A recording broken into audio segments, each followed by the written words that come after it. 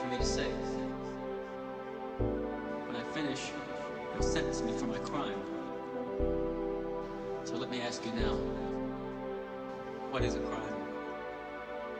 What is punishment? It seems to vary from time to time, place to place.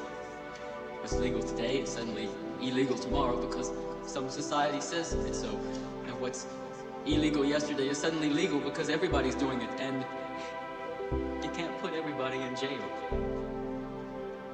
I'm not saying this is right or wrong. I'm just saying that's the way it is.